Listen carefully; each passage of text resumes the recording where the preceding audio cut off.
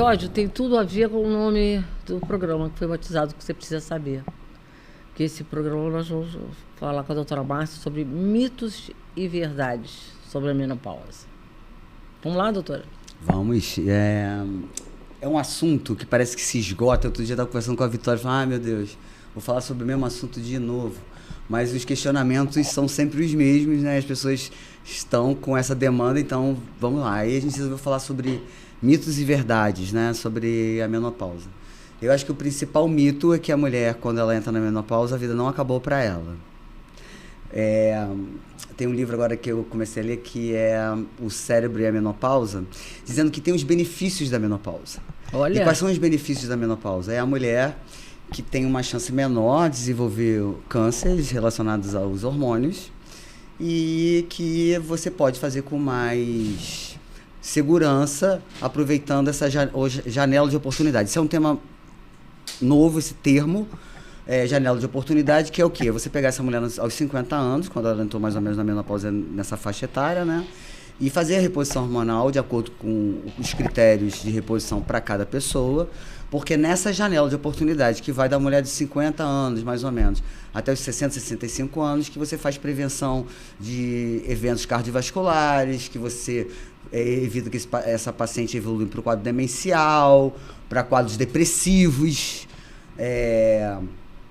que essa mulher tenha uma reserva óssea boa, né? Porque a cada década a gente vai perdendo muita massa óssea, né? E muscular junto. Então você tem um ganho de massa óssea considerável com a reposição dentro dessa janela. Passou de 65, 70 anos, a reposição já não é eficaz, tá?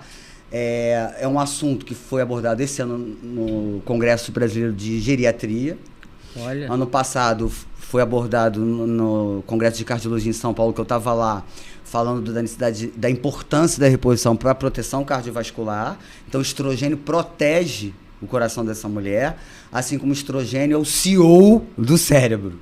Olha. Né? Então, para que a gente tenha uma boa memória, e olha, a quantidade de pessoas, de mulheres, que procuram o consultório, o que você vê de testemunhos no Instagram falando da falha de memória, é uma quantidade absurda de mulheres, né? E aí são mulheres na fase ativa, sim, que é uma coisa boa, que são mulheres que já estão mais bem-sucedidas, que têm mais tranquilidade em relação às suas carreiras, né? Que já estabeleceram seus critérios lá familiares, sua organização familiar. Então são mulheres que estão mais tranquilas, podendo utilizar dos benefícios da conquista das suas profissões, investindo na sua saúde, né? Então é preciso que você tenha possibilidades para essa mulher. Sim, lógico. Né? E que com segurança. Estão dizendo que a reposição hormonal, bem feita, ela não é responsável por câncer de mama. O câncer de mama relacionado à genética, à família, está relacionado somente a 25% a 30%, até os 40 anos. Mas isso já não perdeu um pouco a força, doutora, assim, porque antigamente a pessoa falava, não toma hormônio não, porque isso aí dá problema cardíaco, dá câncer. Eu acho que não diminuiu o acesso. Eu acho que tem muitos médicos como a gente, muitos ginecologistas, quem faz ortomolecular, nutrólogos, falando o que a gente está falando hoje, aumentou bastante, mas a gente vê muitos colegas ginecologistas serem terminantemente contra a reposição. E aí o paciente, que é o que a gente tem na intenção de ajudar, fica numa situação muito difícil, porque não depende dele a decisão, quer dizer, depende dele a decisão, mas é preciso que ele tenha conhecimento para poder fazer essa melhor opção, né? Então é preciso que você dê dizendo contra, mas tem que ter o a favor também para que a pessoa possa decidir. Certo. Né? Então o que eu posso dizer é que tem trabalho científico suficiente dizendo que é possível fazer reposição hormonal, inclusive em mulheres que tiveram câncer de mama, quando o critério de depressão, de memória ou de sono, por exemplo, dores articulares, indicam que há necessidade da reposição hormonal. Sim, sim. Tá? Então, isso é uma coisa que já está estabelecida. Certo. O que é preciso é o esclarecimento desses mitos e verdades, para que a pessoa possa decidir, porque no final o médico vai dizer, olha, mas quem vai decidir é você. Então, é preciso que você entenda os dois lados e tem opiniões formadas, né? Quando você consegue se instruir sobre o assunto, você consegue ter opinião sobre aquele assunto. Certo. Então, isso é que é importante, né? Você ter uma fonte que é a favor e uma fonte que é o contrário. Eu não vejo nada de ruim em relação a isso, né? E a reposição hormonal, ela é feita através de quê? De medicamento? Por exemplo, o estrogênio você pode fazer em forma de gel, você pode fazer de aplicação local, vaginal, intravaginal. A progesterona normalmente é oral, porque a gente sabe que nessas formas de administração menos chance de câncer. Então, progesterona oral, estrogênio em forma de gel ou aplicação local. Testosterona pode ser em gel, testosterona pode ser injetável. Mas isso agora, não se compra em farmácia, se a Deus dará, não, né? Se compra hormônio em farmácia, sim. Mas o ideal é que tenha essa prescrição seja muito individual e muito relacionada para cada mulher, né? Se estudada a reposição para cada mulher por um período determinado pelo médico, junto com essa mulher. Certo. Há pouquíssimo tempo, acho que 2 semanas, na internet, a celeuma era a necessidade ou não de reposição hormonal de testosterona em mulher. E aí colocaram na sociedade de endócrino e de emagrecimento um médico que realmente é um especialista, é uma pessoa referência em testosterona, que fala que não é necessária a reposição na mulher de testosterona. É preciso entender em que contexto estava isso, né? Porque foi tirado uma frase que a gente não sabe qual o contexto. Sim. Ele pode ser contra a reposição de testosterona, mas tem que ter um contexto dizendo por quê. Só. Não é isso? Então, quando a gente faz reposição de testosterona numa mulher, a gente não está fazendo para essa mulher virar fisiculturista ou lutadora de MMA. Nós estamos fazendo com que essa mulher possa ter uma capacidade maior de ganho de massa muscular, que é fundamental para o envelhecimento. Que ela tenha uma capacidade de ganho de massa óssea. Que essa mulher tenha libido, que ela tenha disposição física. Então, nós não estamos colocando para que ela tenha atitude. Que importante. Muito importante. Muito importante. Então, nós não estamos transformando uma mulher numa mulher fisiculturista, porque pode ser feito isso, desde que seja essa combinação. Feito com critério, a pessoa vive disso, então ela vai fazer com pessoas especializadas nisso um preparo para isso, né? Certo. E aí tem o nosso colega que participou até, que faz medicina do exercício, que prepara atletas, não é isso? Prepara os atletas paralímpicos. Ele é muito mais referência no assunto do que eu. Mas a gente faz reposição de testosterona para a mulher para que ela ganhe massa muscular, para ela que fique mais atenta, mais ágil. É altamente importante. Super importante. Tem equilíbrio, né? Porque sem massa muscular e massa óssea não existe equilíbrio. Aumenta as chances de quedas. Então, a reposição de testosterona, no meu entendimento, é importante. No meu e de muita gente, tá? É importante, sim. Doutora, o homem não passa por nada disso? Só a mulher que passa? O homem passa. Nós temos visto no consultório, quando a gente dosa, homens com testosterona bem baixo. Mas o homem ele tem dificuldade de procurar ajuda médica. Quando ele começa a perceber que a libido está ruim ou que a ereção não está boa, ele tenta lançar mão de artimanhas, ele vai lá se automedica com as medicações já conhecidas para disfunção erétil. Mas ele não vai atrás da causa do problema. Hoje em dia mais se vê remédio, isso e aquilo. Por exemplo, um paciente diabético que está descontrolado, ele pode tomar as medicações para disfunção erétil que ele não vai conseguir ereção. Porque está com dificuldade de irrigação ali, aquele parede do vaso está inflamado, está estreita. O paciente cardiopata também. Não é só aquele que usa medicamentos que são contraindicados, não. Mas um cardiopata muito hipertenso, por exemplo. Né? Se ele não tem condicionamento físico, não tem musculatura, e ele toma uma medicação e não tem testosterona para ter a performance que a testosterona dá muscular, não estou dizendo alta performance sexual, não. Eu estou falando uma performance normal para um homem de 50, 60 anos. Certo. Ele vai ter fadiga e ele pode ter problemas e ele pode parar no hospital. Né? Se você não tem condicionamento cardiovascular, você não pode ter um remédio que vai te dar 1 hora de ereção, porque você não tem coração para isso. Sim, sim. Né? A gente às vezes não analisa isso. Será que esse paciente tem ereção, mas ele tem coração que sustente isso? Ele tem musculatura para sustentar isso? A gente tem que se interrogar em relação às possibilidades de efeito colateral, né? Certo. Isso tudo está dentro também, vamos dizer, desse momento de menopausa, andropausa, está dentro desse momento. Eu percebo isso. A natureza, ela fez mais ou menos a mulher vir pareando com o homem, né? Então a mulher entrava na menopausa de 50 anos, o homem com 60, a produção de testosterona já estava caindo, então a mulher estava sem desejo, o homem também, e estava tudo certo e a vida continuava. Quando veio o advento do Viagra, né? Que ele veio como divisor de águas dentro da medicina, começaram os problemas em relação a isso, porque você precisava de ter um homem que estava tendo uma ereção e que não era compatível, talvez, com a condição cardiovascular dele. Você pegava um homem que estava com condições agora de ter uma ereção e a mulher estava na menopausa. É complicado. Então estava existindo um descompasso em relação a isso. Hoje, quando você traz um homem muito próximo à mulher, nessa coisa da reposição, você gera afinidades, reaproximação de casais, muitas vezes. Olha só, né? Porque o homem tem dificuldade, muitas vezes, de dizer que ele não tem ereção, por isso ele não quer sexo. Muitas vezes, eu vejo isso muito no consultório, ele foge da parceira. E aí a mulher leva, e quando a gente começa a mexer com isso de uma maneira muito leve, assim, e o paciente começa a melhorar, volta a existir o desejo e a vontade de ter a relação sexual. Então esse desejo nunca deixou de existir. Ele só não tinha condições de executar, nem coragem de falar. Olha. Então eu entendo também que quando o paciente vai no teu consultório, mesmo que essa não seja a demanda dele ou dela, a gente pode fazer a pergunta. Como é que tá o sexo? Excelente. Como é que tá a libido? Como é que tá o desempenho? Porque dá oportunidade da pessoa se colocar, falar, né? E eu pensava isso quando eu era pequena, né? Nossa, será que meu pai e minha mãe transam? Então, gente, todo mundo transa em todas as idades. Todo mundo pensa isso, Pensa isso, né? E não é porque chegou com 80 anos que você não tem mais libido, né? Você tem isso. E tem sexo, só que é feito de uma outra forma. Lógico, né? lógico. Com outra qualidade, com outras características. Lógico. Então, é importante isso. Sim. Né? É importante ser abordado isso. E eu acho que é importante a gente saber, as pessoas saberem disso. Que isso acontece, que isso faz parte da vida, né? Do tempo, né? É isso. E o sexo é importante. Mas é preciso que a gente tenha um corpo para isso, né? Que possibilite isso.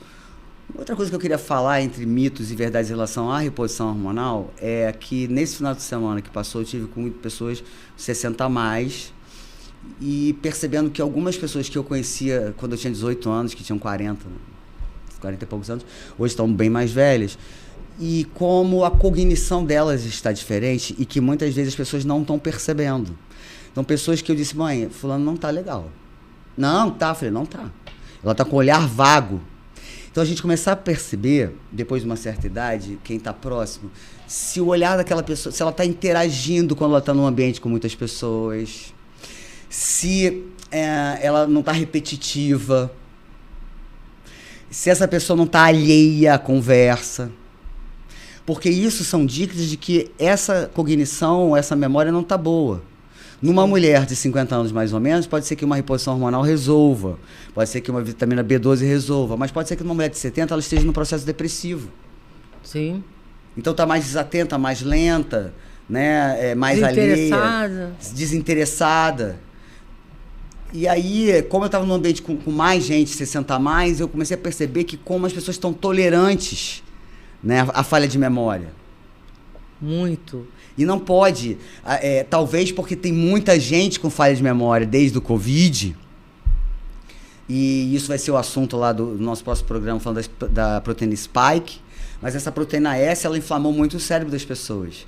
E ela é que está sendo responsável por grande parte das pessoas com falha de memória. Essa proteína S aí da vacina porque e do próprio vírus, né? Do Covid, sim. E as pessoas que tiveram alteração de olfato e paladar foram as que mais foram comprometidas pela memória. Porque o vírus gostava muito do sistema nervoso central. Gente... Quando não pegava a parte pulmonar de primeira, ele ia via sistema nervoso central. Né? Tiveram pessoas que não tiveram sintomas respiratórios, e sim perda de olfato e paladar. Muitas pessoas, né? Muitas pessoas. E elas vieram esse tipo de com alterações relacionadas à cognição, à depressão e à alteração de memória. Sem nenhuma outra causa aparente. Doutora, e essa área de homem e mulher, a história do... A gente já falou rapidamente sobre isso, mas do adesivo. Chip. Mas adesivo existe também, não existe? Existe adesivo de hormônio, você pode fazer em forma de adesivo. Ah, tá. Como você pode fazer sublingual, alguns. Mas o chip é muito interessante, tá?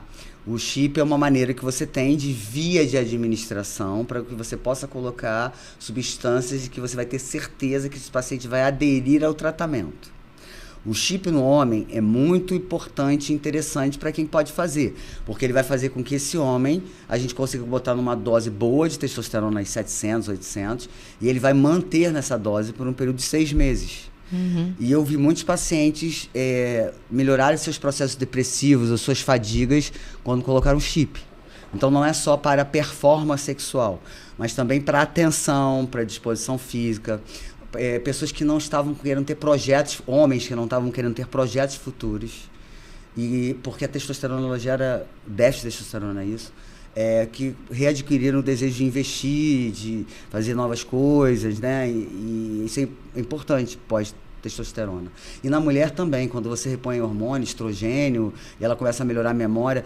Muitas pacientes chegam muito angustiadas para mim, 50 e poucos anos, fazendo pós-doc, e fazendo doutorado, e que a memória está muito ruim, e que tem que entregar trabalho, isso vai gerando um estresse, vai gerando uma crise de ansiedade. Então, mulheres que vão para o burnout, para síndrome do pânico, que na verdade o que ela está precisando era de uma reposição hormonal. Olha só, a Né? gente precisa muita atenção a isso, a cognição e o intelecto tá ali. Principalmente na tua profissão, né? Sim. Que pede muito, e normalmente é nessa faixa etária, né?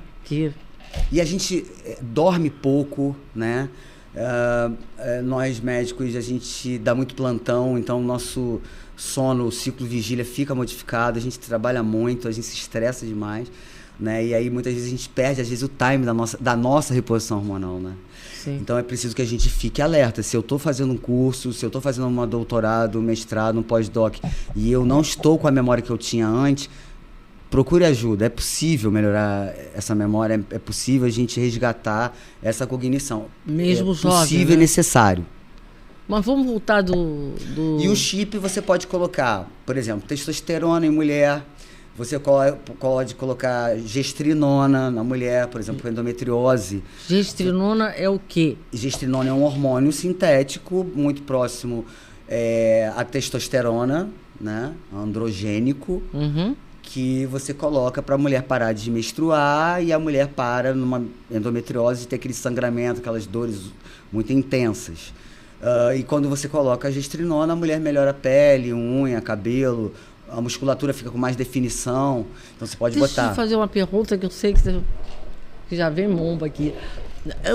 A gente ouve muito falar hoje que as mulheres querem parar de menstruar, elas tomam um remédio e elas param de menstruar. E isso aí vai de contra um pouco a natureza humana, né? Ou não? Sim. Ou é mito? Não, é mais um mito e verdade.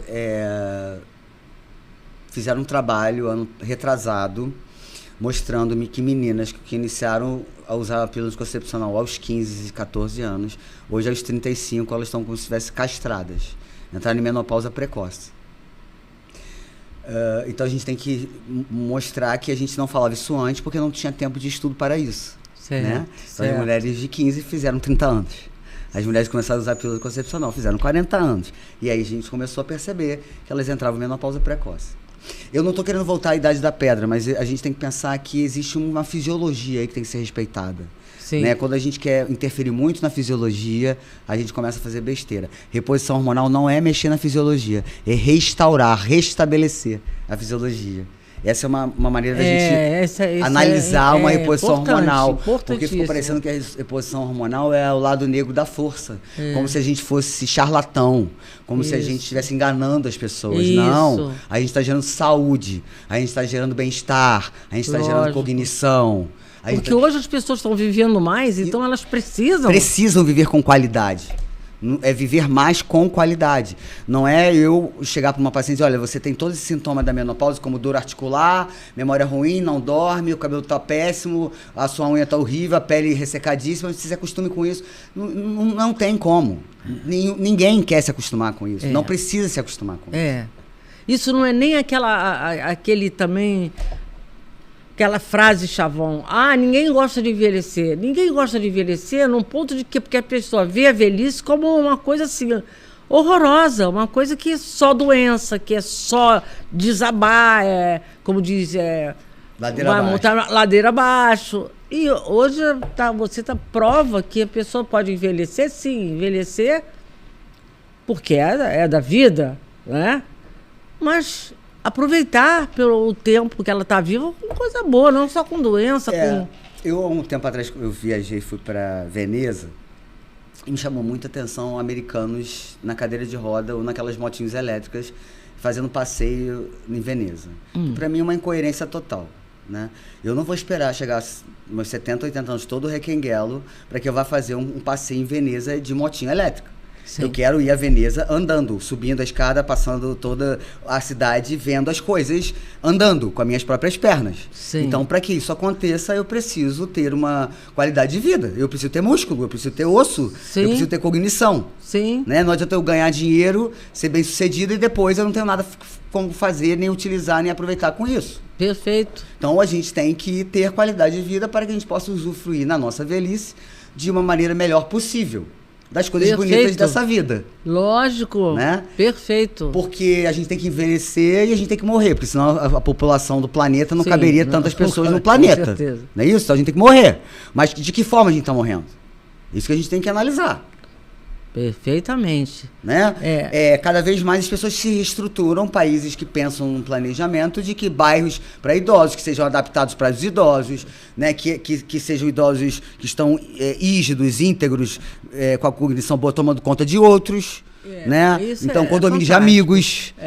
Não é isso? Então, ter um planejamento para o envelhecimento, mas presume-se que essas pessoas têm que estar bem para um e os cuidarem dos outros. Exatamente. É isso aí, né? Que eu acho que a gente tem que colocar na cabeça, que é dessa forma que a pessoa tem que pensar, igual você está falando.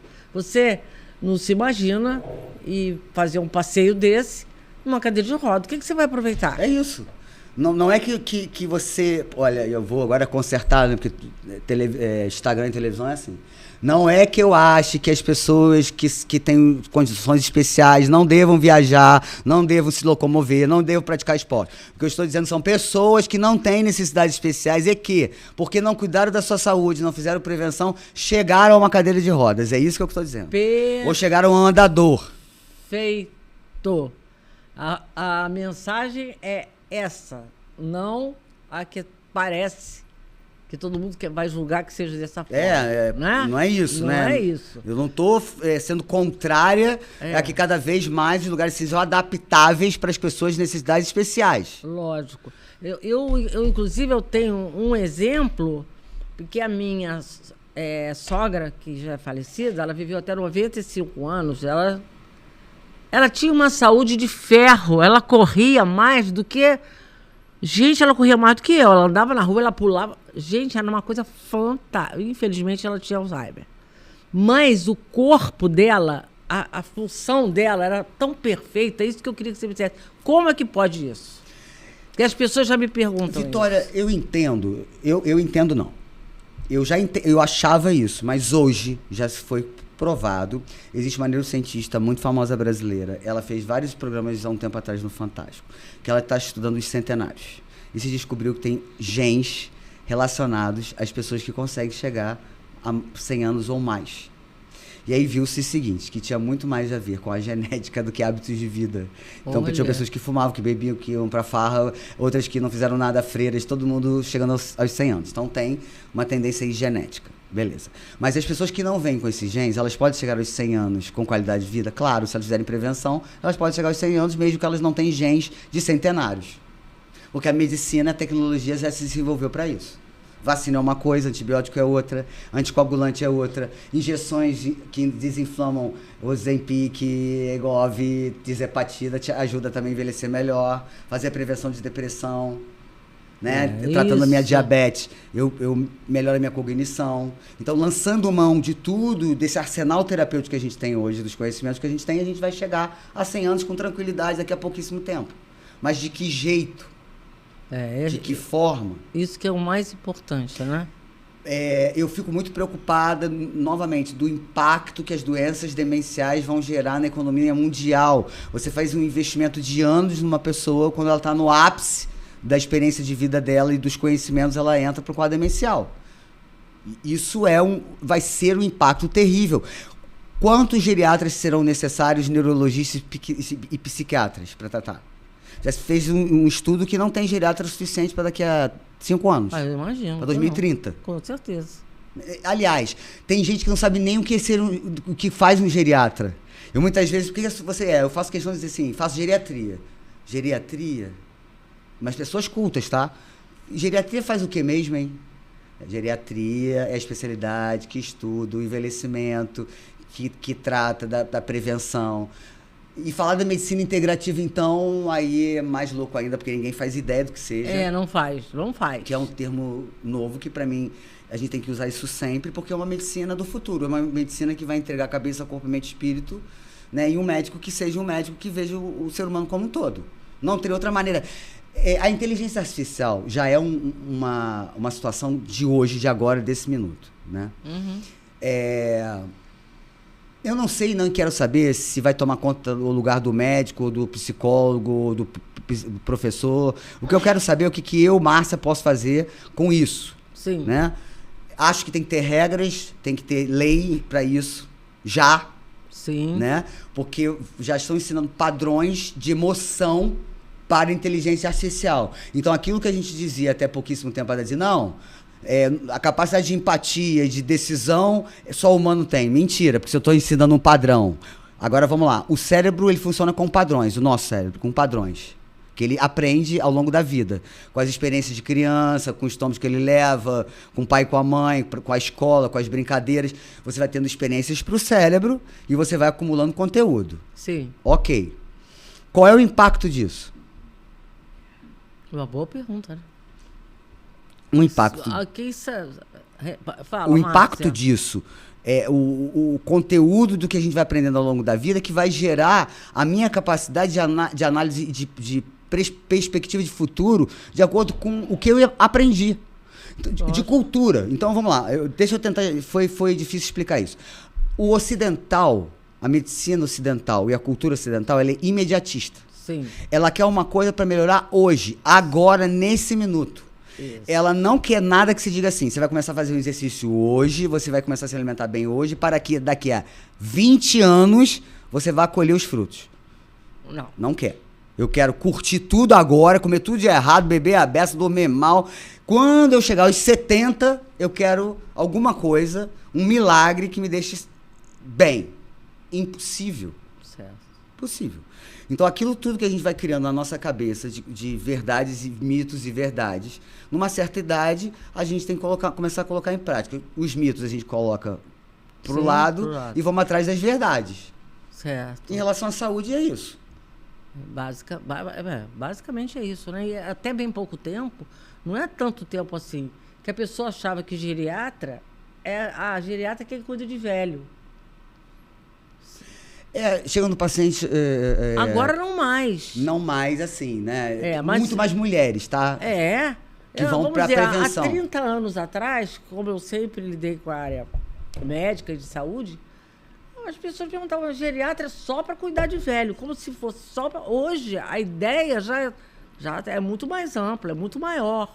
Então, eu acho que isso também ajuda, né? Eu teve num programa de vocês um neuro aqui que disse assim, o psiquiatra trata do psiquê. O neurologista trata das doenças neurológicas. E o geriatra trata do todo. Tá, todo o quê? Então, a gente trata tudo da psiquiatria, tudo da neurologia.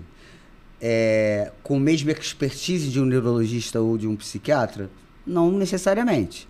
Mas se você estudar, provavelmente. Tem que ter o título? Pode ser. Mas você estudando, você chega lá. Né? Então, o geriatra ele tem que saber. Ele tem que saber tratar Parkinson, ele tem que saber diagnosticar depressão. Senão, ele não faz geriatria, ele faz triagem.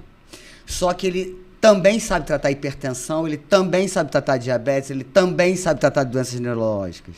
Isso não significa que eu não preciso dos meus colegas, eu preciso deles. Mas a gente pode trabalhar juntos. Porque o todo faz parte, o psiquê, o todo faz parte da parte neurológica, o todo faz parte da bioquímica, o todo faz parte, não é isso? Exato, é o todo. Se for uma fatia só, um gomo da laranja, não adianta. Não adianta, então, né? Em vez da gente ficar o tempo inteiro partindo para os embates de que especialidade trata o quê, seria muito mais interessante que a gente se unisse e começasse a tratar todo mundo junto. Lógico. E interagindo um com o outro. Lógico. Que é a medicina integrativa. Né? Porque Uma pessoa pensa de uma forma, 2 pessoas vão pensar de outras. 1000 pessoas pensarão de muitas outras formas. Sim, sim. E você sim. vai chegar a soluções muito melhores. Com certeza. Né? Mas eu acho que o mais difícil disso tudo é a aceitação. É muito difícil. Dessa realidade, É dessa muito verdade. É muito difícil. E eu acho que principalmente para nós ocidentais. E ficou a ideia de que a medicina ela é baseada em evidência. Todo programa eu falo a mesma coisa e eu vou começar a bater nessa tecla. A medicina ela não é baseada em evidência, ela deveria ser baseada mais em evidência, mas a gente não consegue. Só 8% é baseada em evidência. O resto é expertise do médico, experiência do médico e troca de informação. Então essa coisa, baseada em evidência. Bom, baseada em evidência de quem? Qual foi a intenção deste trabalho científico? Nada contra a indústria fazendo trabalhos para que comprove que a medicação dela é importante. Mas quem está financiando o trabalho científico é a indústria. Não se pode fugir disso. Então você vai ter trabalho de acordo com as necessidades da indústria. Isso não significa que seja a necessidade de todas as pessoas do planeta. Lógico. Então, muitas coisas vão ser trabalhadas em cima da experiência do caso clínico e aí, com coleta de casos, você vai conseguir talvez reunir pessoas para fazer um trabalho científico. Que seria muito mais completo, né? Porque viria da experiência, da expertise, né? De cada um. Vitória, a gente, há 10 anos atrás, começou, acho que 10, um congresso chamado BRAIN. Esse congresso era um congresso pequeno, que ficava no sul, em Gramado, e que nós íamos porque é um congresso hoje muito grande mesmo, que vem gente do mundo inteiro, que ele pega psicólogos junto com psiquiatras, com físicos, com neurologistas, com geriatras e fazem debate sobre um tema. Nossa, e é super rico. E esse congresso que começou pequenininho em Gramado, ano passado foi aqui no Rio de Janeiro, virou um congresso mundial. Nossa, que beleza, hein? Porque ele complementa, né? Não é o neurologista separado do psiquiatra, separado do psicólogo, é todo mundo junto. Isso é fantástico. É fantástico, é um congresso fantástico. Ninguém perde. É verdade. Por isso, porque você teve algum iluminado ou iluminados que disseram, bom, peraí, vamos pegar e vamos juntar essas pessoas. Certo. Porque vão sair ideias melhores. Né? Então, o BRAIN é um exemplo disso, de que quando você reúne as pessoas, você tem melhores condições de analisar as coisas e você vai chegar a diagnósticos mais rápidos, a tratamentos mais rápidos. Né? A tecnologia, ela encurtou os espaços, por isso os trabalhos científicos estão vindo mais rápido. E também, né, eu acho que na ajuda àqueles que estão em outras áreas de desenvolver essa competência para ajudar o paciente, né? Ajudar. Hoje, eu fui a um evento ano passado de longevidade mostrando gênios do Vale do Silício. O que eles estão criando de tecnologia para nós usarmos. Óculos que colocam uma realidade para gente virtual de que você está saciado. E aí seria uma maneira de você não comer. O óculos pro compulsivo. Então você tem hoje tecnologias já reais, possíveis nos relógios, né? E que tem comunicação com os iPhones, com os smartphones. Então já é uma realidade que a gente tem que usar dessa coisa da física, da química, né, da engenharia de computação, da neurociência a favor da medicina. E é o que a gente tem feito, porque as próteses que são usadas na cardiologia são fantásticas. É uma tecnologia que eu acho que isso tinha que ser colocado para o leigo, para a gente ver como a coisa é bonita, né? Como a gente se utiliza de outras técnicas, de outras especialidades de exatas a nosso favor. Isso seria lindo. Fantástico. Muito lindo. Deve ser muito bonito, porque a pessoa tem noção até um certo ponto, depois ela não tem mais. Da complexidade da coisa, né? Depois não tem mais. E ontem eu estava conversando com a minha mãe no carro, dizendo que nós, médicos brasileiros, somos muito respeitados no mundo inteiro. É verdade. Nós somos respeitados nos hospitais aqui do Brasil, onde a gente trabalha, quando a gente vai fazer uma pós, quando a gente vai fazer um mestrado, né? Pós-doc. Os médicos são muito respeitados, os brasileiros. E a gente tem que ter mais orgulho disso. Só que não existe essa divulgação, né? De médicos que criam técnicas cirúrgicas incríveis. Né, de soluções incríveis. Talvez porque nós brasileiros a gente possa botar a mão na massa E a gente vem de uma genética muito heterogênea, né? A gente veio da genética do mundo inteiro. É verdade. Eu acredito, eu ainda sou muito esperançosa no Brasil e com os brasileiros, porque eu acho que a gente tem uma genética totalmente diferente do resto do mundo. E não é possível que isso não vá gerar nada de bom. Que não seja de nada bom, que a gente não vá conseguir. A gente vai conseguir. Com certeza. Mas a única coisa que eu queria até colocar também nisso que você está falando, eu acho que hoje também existe um modo de ver a medicina de uma forma que as pessoas falam muito e é real. Eu vejo que é real. Como assim? Medicina é fácil passar? Não, é dificílimo. Tem que estudar muito, você sabe disso. Só que o número de faculdades de medicina hoje que existem é assim, você nunca viu, nunca ouviu, mas é a faculdade de medicina. Porque as pessoas acham que bom, vai ser médico, então você vai ficar rico. Vai ter que ficar rico, vai ter dinheiro a vida inteira. Né? Nossa, e não é assim não, gente. Então as pessoas vão naquela de achar a facilidade. E não é nada disso. Medicina, a gente ganha dinheiro, mas medicina não é uma profissão para se ganhar dinheiro. Sim. Né? Sim. A custa de quanto? É isso. Pronto. É você colocar na balança, se você está fazendo da sua profissão o seu meio de ganhar dinheiro fazendo coisas boas, ou se você vai escolher, novamente escolha, usar da profissão da medicina para ganhar dinheiro só. Perfeito. E aí, quando eu penso em entrar em medicina para ficar rico, eu estou começando totalmente errado. Porque Sim. a medicina... Olha, primeiro que entram muitos e saem poucos da faculdade. Certo. Né? Nem todo mundo que começa a faculdade consegue terminar. Perfeito. Depois você tem uma nova triagem, que é você fazer a sua residência, sua especialidade, né? Que é muito difícil. Você tem que ter uma estrutura familiar que consiga manter esse estudante. Sim. Né? Mas o que eu tenho visto hoje, e teve um trabalho mostrando que de 2020 para cá, fizeram como se fosse um exame da OAB para alguns médicos, e viram que muitos não sabiam diagnosticar nenhum infarto. E aí isso me deixou tão agoniada. Imagina. E eu vindo de Aparecida para o Rio, eu devo ter pego mais 6 faculdades diferentes de medicina em outdoor. Eu comentei isso com a minha mãe ontem. É muita faculdade. Falei, mas é muita faculdade de medicina que eu nunca ouvi falar na vida. Isso. E outro dia na televisão tava faculdade, não sei o que, de medicina presencial. Eu falei, bom, se tá dizendo que tem presencial é porque tem online. Como faz medicina online? Eu não sei como faz medicina online. Porque se eu não ponho a mão, se eu não ausculto, se eu não sinto o cheiro. Outro dia eu fui ver um paciente numa casa de repouso e que eu fiz como os médicos de antigamente. Eu não tinha muita estrutura, então eu tirei a fralda e fui ver lá. Eu fui botar o nariz para sentir o cheiro, se tinha infecção ou não. Porque foi assim que eu aprendi na Santa Casa, com os meus médicos antigos. Que é totalmente diferente. Que é totalmente diferente, mas que muitas vezes é o recurso que a gente tem. É o que faz a diferença. É o que faz a diferença. É o que faz a diferença. Porque hoje, a pessoa imaginar numa faculdade de medicina online, realmente surta.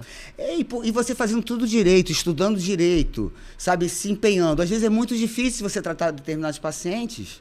Né? Com certeza. Você imagina você não estudando nada. Eu imagino. Né? É verdade. Eu tenho reparado muitas faculdades de medicina. Muitas, e qual é o propósito disso? Muitas. E ainda por cima, você ainda vê barbarismo de contra mais médicos. Gente, o médico está sendo visto agora como realmente uma forma de... Vai lá, dá um plantão, ganha 3 mil, vai dar no outro, ganha mais 3. O cara tem um carrão, tem isso, tem aquilo. Mas o que ele fez? O que ele ajudou? O que ele curou? O que ele trouxe? Nada. Então, eu acho que a medicina, ela, de um tempo para baixo, acho que vamos botar para baixo, ela passou a ser muito comercial. E a medicina de vocês, dessa faixa, que eu acho que é de ouro, porque vocês têm tudo de conhecimento, que não tinha há 40, 50 anos atrás. Eu comentei, olha que quando a gente viaja em família, é sempre... produtivo, né? Sim. Eu estava falando para o Levi isso, que quando eu estudava ainda tinha biblioteca. Sim. E a gente ia para a biblioteca da Fiocruz, que eram livros enormes, que tinha que ver o corredor. O corredor a gente já dava uns 3 quilômetros para chegar. Depois de procurar o número da prateleira, e depois pegava, e depois tirava a xerox, depois voltava. Era um trabalho enorme. Agora você faz assim, aperta um botão e abre tudo. Na inteligência artificial, então, é questão de segundos, você não precisa nem escrever, só fala. Né? E já vem um resumo todo para você. Né? Em vez da gente pegar isso e utilizar para que a gente seja cada vez melhor dentro da medicina, não. A gente está usando isso para ficar replicando trabalhos, mandando para o professor trabalhos que são exatamente iguais. Eu tenho um amigo que Eu imagino isso. Que é professor de uma faculdade de fisioterapia, ele diz, Márcia, hoje, assim, eles não têm trabalho nem de mudar a primeira frase, nem o primeiro parágrafo. Eu recebo 10 trabalhos exatamente iguais. Ou seja, então, para que você fez o trabalho? Porque você está enganando a quem? Quem vai sair profissional é você. Quem vai viver e vai ganhar dinheiro com o que faz é você mesmo. Então, se você faz com conteúdo, com inteligência e com expertise e com competência, você vai ganhar dinheiro. Sim. Pode ser que você não fique rico, você ganha dinheiro. Agora, se você não sabe nada, não domina nada, como você vai ganhar dinheiro? A não ser enganando as pessoas. Com certeza. Eu tenho um fato que eu quero até contar para você, que foi um fato real que aconteceu comigo por causa da minha mãe. A minha mãe era cardíaca, já é falecida há algum tempo, e uma vez ela passou mal, muito mal em casa, eu chamei a ambulância para levar ela para o hospital, e eu tô vendo uma jovem, era nova, eu tô vendo, ela estando eu nervosa, perguntando, até que eu não aguentei. Eu cheguei para ela e falei, você se formou? Você é médica? Aí ela começou a chorar. De uma empresa de ambulância famosa. Começou a chorar. Aí eu saí da faculdade, não tem nem um mês. Gente, como você pega essa pessoa e enfia no lugar para ir atender? É isso. Uma emergência. E é aquele médico que, se ele pudesse, vem o caso, ele fala, nossa, poderia chamar um médico. Aí você diz, mas o médico é você mesmo, cara. Agora é contigo. E aí? Só que quando... Aí a gente vai ficando mais velho, né? A gente fica essa coisa de meio saudosista. Mas quando a gente saía da faculdade, a gente saía preparado de verdade para pegar um plantão, porque a gente pegava plantão de emergência pesado. Era Souza Aguiar, Miguel Couto, Hospital do Andaraí, a gente vinha com bagagem, né? A gente queria passar pelo CTI, a gente passava pelo centro de queimados, né? A gente sabia fazer leitura de eletrocardiograma, a gente sabia ver raio-x de tórax, a gente sabe ver tomografia. Você vem com um número muito grande de médicos que não sabem interpretar nada. Nada. Absolutamente nada. E isso gera uma angústia, porque gera uma desconfiança do leigo, um questionamento do leigo para os que são competentes e para os que são incompetentes. É verdade. Outro dia eu disse para uma paciente, você está o tempo inteiro, você está me questionando. Então, ou você confia em mim, ou você não confia, porque tudo que eu te dou, eu tenho que explicar, mas porque você está indo para o Google. Não estou, está. Você está indo para o Google. Isso para mim já é um vício muito ruim. Muito né? ruim. Não é que a gente não possa, a pessoa não pode, não deva questionar o médico, deve questionar o médico. Sim, sim. Só que você não pode ter liberdade. Questionar o médico por causa do Google. Do Google? Não. Aí também eu acho que é o excesso, é o que passa do limite. É isso. Né? Porque eu acho que o Google é interessante você saber alguma coisa de história, que você quer saber como foi, de uma música, mas medicina, saúde, sabe? Eu acho que é uma coisa muito... É a coisa mais séria que tem na vida, que a pessoa sem saúde não é nada, não faz nada. E eu acho que chegar a esse ponto de você indagar o seu médico por causa de uma coisa que você viu escrito, tem demais, né, doutora? Tem. Olha, quer ver como a gente falou da medicina ocidental, agora eu vou falar do oriental, porque eu fiz medicina chinesa, então eu falo com propriedade. Pensa-se muito mais na prevenção das coisas, e hoje nas escolas primárias, o que está se ensinando para as crianças não é só conteúdo escolar, é conteúdo de interação entre pessoas, respeito, educação, saúde. Né? Dentro da educação, você é saudável, você vive num ambiente limpo, não é isso? Você pratica exercício físico, você tem uma estrutura boa familiar. Então, é isso que está se aprendendo. Antes de você aprender o conteúdo técnico, você aprende a ser pessoa, ser gente. Né? Então, quando você tem uma estrutura de um país, de uma cultura que pensa nisso, na base, aí a gente vai ter uma medicina de qualidade e aí a gente vai ter a maneira de ganhar dinheiro. Eu vou dar um exemplo que eu disse com propriedade. Na medicina chinesa, você pode ter os mesmos sintomas e terem síndromes diferentes. Por exemplo, na medicina, se eu tenho tosse, febre, falta de ar, eu tenho pneumonia. Mas na medicina chinesa, eu posso ter tosse, febre, mal-estar e não ser uma pneumonia. Ser outro diagnóstico sindrômico. Porque tem dentro disso aí um sentimento que o outro não tem. Pronto. Lindo. Vou usar de uma maneira filosófica aí. A gente, na época que a gente estudou literatura, né, na época do romantismo, as pessoas morriam de tuberculose precocemente. Sim. Tudo bem que a gente não tinha tratamento de tuberculose correto lá, mas o que a gente diz de maneira lúdica é que como eram pessoas que viviam o amor intensamente, que viviam da tristeza, gerava conteúdo para escrever, para colocar na poesia, as pessoas morriam de doenças do pulmão. Certo. Né? Da tristeza levava a doenças do pulmão. Então, a medicina oriental ela faz muito essa relação dos sentimentos com as doenças. Então, se eu tenho os mesmos sintomas, mas tenho sentimentos díspares, eu tenho diagnósticos diferentes. Olha que bonito. Mas eu acho então, lindo. o Google nisso não vai ajudar. Não tem como. Não tem como... Bom, a não ser que a gente mostre um padrão, ensine um padrão para eles. Né? Ai, mas eu acho que você deve falar muito disso, porque eu acho que isso tem tudo a ver. Tem tudo tudo a ver. Olha, mulheres muito estressadas, irritadiças, que têm menstruação com muito coágulo, a gente diz que congelou a energia yang daquela paciente, saiu o coágulo. E se você vai atrás, são mulheres muito estressadas, muito irritadiças, que têm dores e cólicas menstruais intensas, que a gente pode chamar de endometriose, sinopale policístico, não importa, mas dentro da medicina chinesa, tudo começou com a irritabilidade, com a ansiedade. Olha só. Né? Uma outra coisa muito linda da medicina chinesa... O oriental, ele é muito sábio, muito né? Muito sábio. É de uma... Ele fala que excesso de amor mata também. Antigamente é o equilíbrio, né? Esportiva, né? Então muitas Caminho pessoas fartaram porque o excesso de alegria, porque ter ganho aquele prêmio e cair a dura. Para a medicina chinesa, foi o excesso de alegria. Excesso de alegria também mata. Tudo é o equilíbrio, é o caminho do meio. É o caminho do meio, né? Eu acho que isso aí é a máxima. É isso. Né? Porque eu acho que isso aí tem que ter. Tem, e eu fiquei muito feliz ano passado no congresso que teve aqui Internacional de Longevidade, já está se importando muita fitoterapia da China. Antigamente era quase que impossível, porque era muito caro. Mas já chega aqui. Artemisia, por exemplo, que a gente usa naquele mocha, ela é um bom anti-inflamatório também. Você pode fazer pomada, um montão de coisa. Então tem medicamentos muito interessantes que estão vindo aí da medicina chinesa. E eu acho que as pessoas também deviam dar o valor, né? A esse isso, tipo, né? O que mais né? pessoas conhecem da medicina chinesa é a acupuntura, né? É. Que é muito legal. Que é muito legal.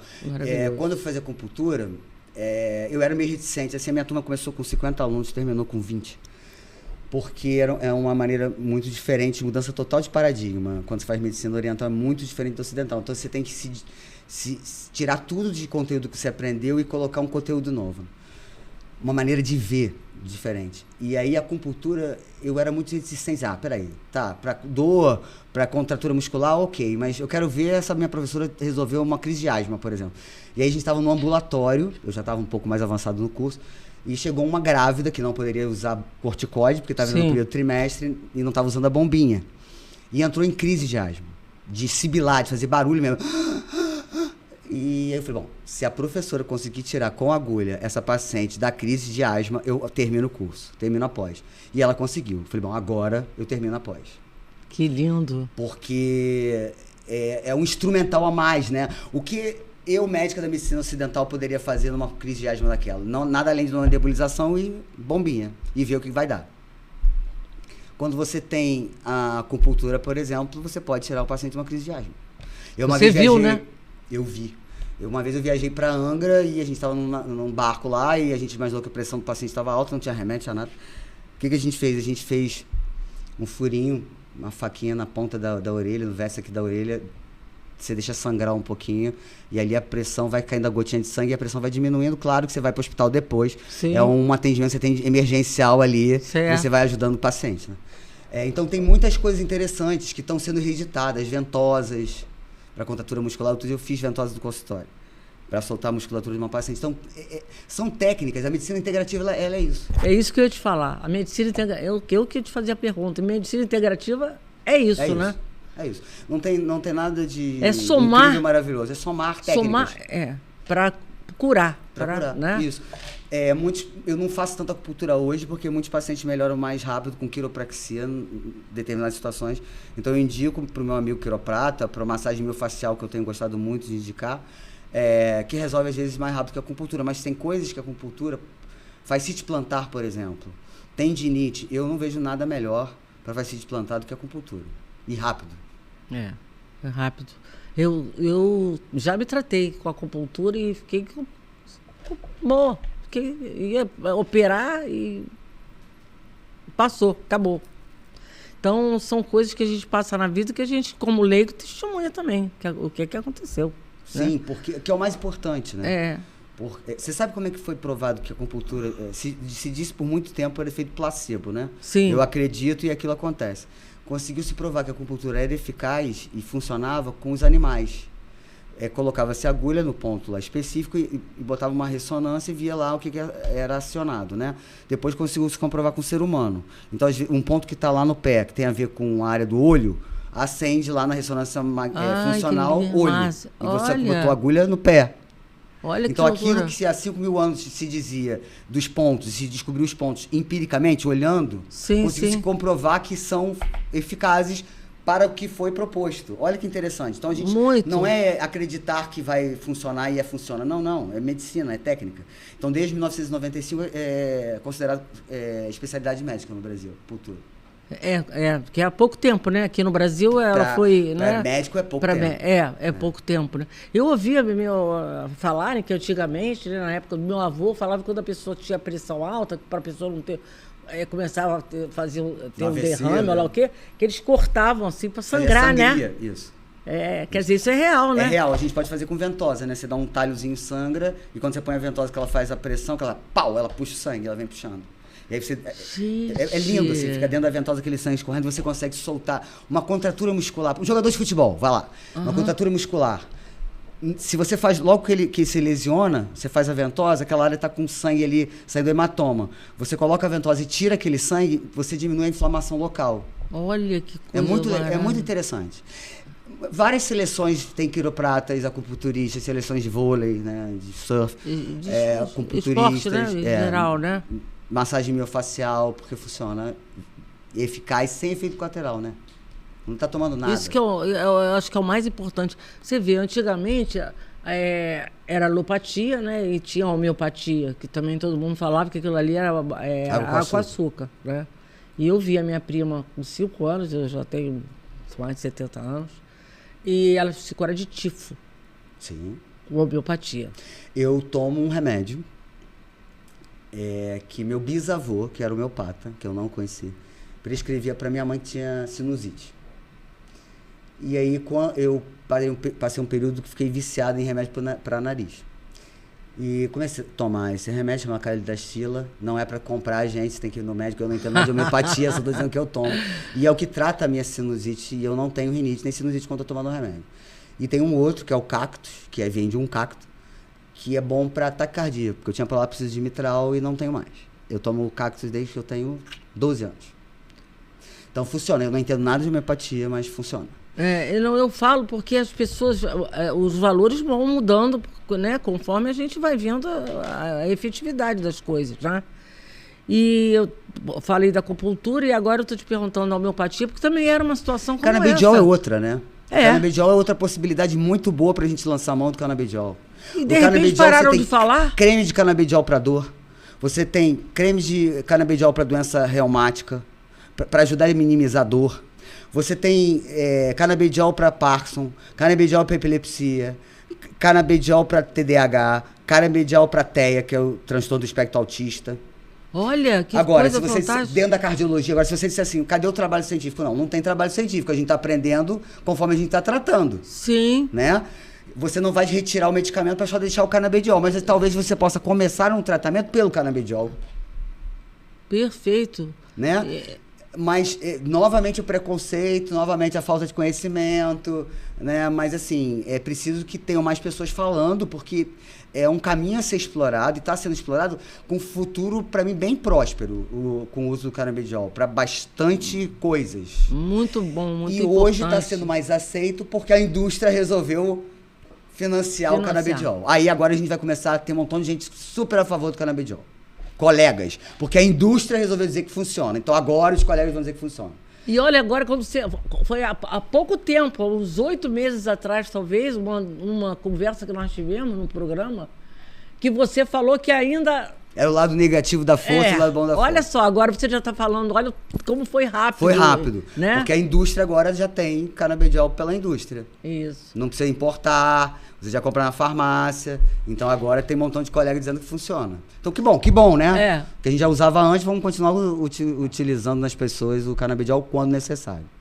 O teu programa, o que você precisa saber, esse momento aqui, eu vou conversar até com você por causa de Ontem, as pessoas estão falando direto, que ontem apareceu, não sei se foi no Fantástico, no Domingo, não sei o quê, algum programa de televisão sobre esses bebês... Reborn. Gente, e as pessoas estão desesperadas. Não é o momento de eu te perguntar isso agora, mas eu quero deixar isso... Porque as pessoas estão ficando enlouquecidas, porque até já está se comentando e mostrando que agora vai ter até parto. Gente... eu vou responder isso para você rápido e deixa depois para um outro programa. Para mim, a utilização desses bebês poderia ser para as mulheres que estão demenciadas e que eu fazia antes a filha da boneca, carrinho de bebê, para pacientes se divertir ao longo de um dia. Mas para as pessoas convencionais, que estão com a cabeça funcionando legal, eu acho uma coisa difícil de entender, tá? Eu não estou aqui para criticar, porque daqui a pouco senão a gente recebe uma enxurrada de crítica lá no canal, mas eu acho que a gente tem que começar a raciocinar o que a sociedade pretende com isso, né? Porque, gente, em última análise, então, vai adotar uma criança. Sim. Pelo amor de Deus. Sim. Agora, se você quer um idoso que está sozinho, que a família não interage, que a família não está junto, e você tem um bebê lá que ela vai botar para dormir, vai dar uma madeira, que vai chorar, e você vai passar o dia cuidando da criança, eu já fiz isso com um paciente demenciado. Uma paciente que não controlava com remédio nenhum. Então, a gente deixava ela dopada, ou ela ficava super agitada. A solução que a gente deu, a filha descobriu que ela gostava de uma boneca. A gente, então agora vamos comprar a estrutura da boneca. Então a boneca chorava, tomava mamadeira, tomava banho. Então a velhinha passava o dia inteiro na função da boneca. Então para isso seria uma utilização boa. Sim. Agora, você levar para fazer parto, levar no pediatra, levar no dentista, quem tem visto, eu acho que isso tá insano. Por isso que eu te perguntei isso, que eu queria deixar essa nossa conversa, dessa edição, com essa pergunta, porque isso foi colocado ontem em vários programas. E as pessoas hoje já começam na mídia e na internet, em tudo que é canal, YouTube, Instagram, a colocar a coisa de uma maneira que daqui a pouco tá todo mundo pulando, tá todo mundo maluco. Outro dia meu filho falou de um termo que tem, dentro de tantos termos novos, que a pessoa se comporta como um cachorro, o outro se comporta como um coelho, o outro como um macaco. Eu falei, mas o cara do cachorro, ele come ração, não come comida. Aí eu falei pro meu filho, então isso é muita maluquice. Eu não tô ainda num grau de evolução para entender isso, não. Isso aí. Mas eu gostei, porque sem eu saber, aliás, eu nunca sei, porque a nossa conversa aqui é na hora mesmo. Que uma pessoa demente, que estava com um quadro demencial, que o boneco foi a salvação para ela acalmar. Isso. Olha só. Poderia ser um pet, mas o pet para paciente demenciado mais tudo complexo. Que a pessoa acha que é o fim do mundo, não é o fim do mundo, é só saber onde você vai colocar. É isso. Tudo na vida, né? Acho que pra gente terminar verdadeiramente, né? A inteligência artificial veio para ajudar, veio. Qual o desdobramento da evolução? Não sabemos. Eu tenho certeza, independente de quem acredita que foi Santos Dumont ou não, que Santos Dumont não criou avião para ser utilizado na guerra. Sim. Né? Lógico que não. Tenho certeza absoluta disso. E quem descobriu energia nuclear também não pensou numa bomba atômica. Sim. Pensou-se numa independência relacionada à energia. Então, a IA é a mesma coisa. Né? Tudo é como a gente usa. Então Perfeito. É isso, vamos deixar isso pro assunto para a próxima. Para a próxima, porque eu achei pertinente esse momento de fazer essa pergunta e estou aqui maravilhada com a sua resposta, porque responde a muita coisa, né? Nós estamos aqui por isso mesmo. Então eu acho que o programa sobre tudo que foi colocado aqui satisfaz de alguma forma até um ponto, e vocês saem escrevendo aí direto que a gente vai passando aqui para a doutora Márcia. Eu queria colocar, para a gente botar isso no ar, que eu tive esse evento com pessoas 60 a mais, uma quantidade maior, e eles não sabem como fazem a inscrição no canal. Então, quando jogar lá, o que você precisa saber, coloca a doutora Márcia Umbelino, que vai abrir mais fácil para ele poder clicar lá e se inscrever. Então, vai aqui a própria doutora Márcia falando sobre a facilidade de se inscrever no canal. Então, procura o nome da doutora Márcia. Isso. Você precisa saber, doutora Márcia, vai abrir lá. Isso, e vai abrir lá e você vai poder se inscrever. E você pode dar o like, você pode se compartilhar, e isso aí fica com vocês, vocês só vão crescer as pessoas que vocês compartilharem conhecimento e até poder fazer perguntas sobre o que gostaria de ouvir, né? Porque a doutora Márcia É porque é difícil a gente ficar sempre escolhendo temas, né? Porque às vezes para nós é muito interessante, mas para o outro não é. Sim. Então, quando as pessoas dão dicas, ajuda, né? A gente ter sempre um conteúdo interessante para as pessoas. Facilita. Sim, por isso que eu já deixei esse final, porque eu sabia como saía ontem. Aí eu já... Peraí que eu vou engatar essa daqui. Gente, eu acho que foi lindo o programa, né? Todos eles são maravilhosos. A gente, quando começa a ver, fica realmente assim, embevecido. Eu sou muito feliz de poder fazer parte desse programa aqui com a doutora Márcia, porque, apesar de tudo, da minha idade, ela me ensina muito. Obrigado. Um beijo a todos e vamos pro próximo, né? Isso aí. Minha parceira.